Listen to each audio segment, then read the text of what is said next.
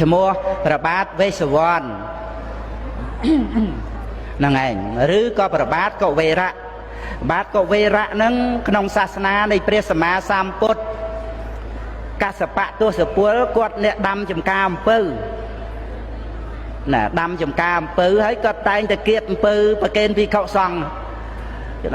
ធ្វើសាលាកផាត់រឿយគៀបអំពៅហើយឲ្យតែអ្នកមកវត្តគាត់ឲ្យប្រសាអត់យកលុយទេគាត់ស្រឡាញ់គាត់ជ្រះថ្លាក្នុងព្រះសាសនាណាគាត់ឈ្មោះកុវេរៈព្រាហ្មណ៍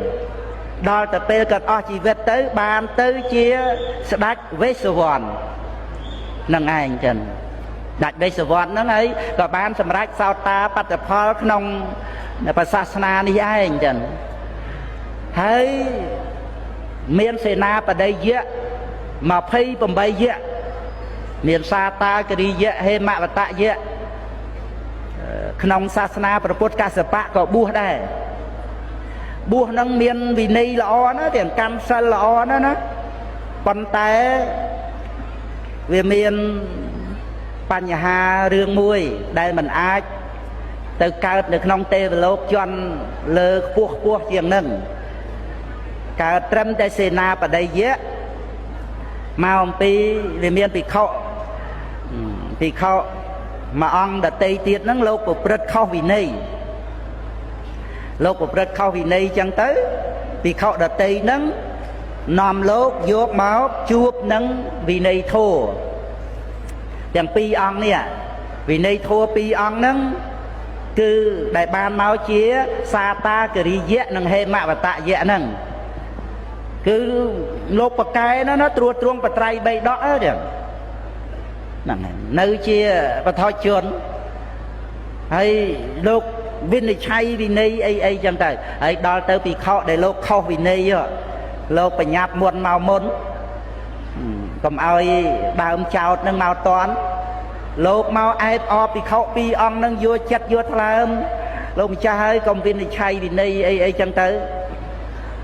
ហើយក៏លោកទន់ចិត្តតាមអង្គនឹងទៅលោកមិនបានវិនិច្ឆ័យវិន័យហ្នឹងណាមិនបានថាខុសថាត្រូវអីហ្នឹងគ្រាន់តែប៉ុណ្ណឹងណាកាត់បន់ដែលត្រូវទៅកើតទេវលោកជន់លើឲ្យមកកើតសេនាបតីយៈព្រោះទោសមិនវិនិច្ឆ័យវិន័យហ្នឹងឯងចឹងទៅប៉ុន្តែក្នុងព្រះសាសនានេះបានសម្រេចសោតាបត្តផលនៅរាត្រីថ្ងៃដែលព្រះអង្គទ្រង់សម្ដែងប្រធម្មចក្រកបវត្តនសោតប្រធម្មចក្រព្រះអង្គសម្ដែងជាប់ពីល្ងាចណាអត់ដល់យប់ទេដល់តែពេលយប់ព្រះអង្គឆ្លើយបញ្ហាហេមវតយៈហេមវតយៈសួរបញ្ហាល្អិតល្អន់មែនទេចឹងហេមវតយៈនេះមិនមែនចិត្តតែជឿទេណាណែសាតាគរិយៈនឹងដើរស្វែងរកដើម្បីឲ្យមិត្តសម្លាញ់នឹងមកជួបព្រះអង្គដើម្បីស្ដាប់ពធហើយហេមវតយៈនឹងឃើញផ្ការីកពេញព្រៃហែមពៀនដើររួមិត្តសម្លាញ់ដើម្បីទៅកំសាន្តនៅនាដែនដីនៃព្រៃហែមពៀនដល់ទៅពេលសម្លាញ់ទាំងពីររួគ្នាទៅក៏បានមកជួបនៅកណ្ដាលក្រុងរាជក្រឹសលើតបូលផ្ទះឧបាសិកាកាលីសាតាគរិយៈក៏ថាយី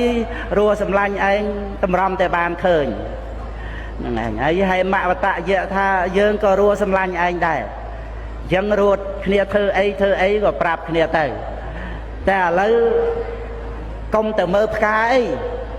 ទៅគាល់ព្រះសាស្តាវិញថាយីព្រះសាស្តាព្រះអង្គ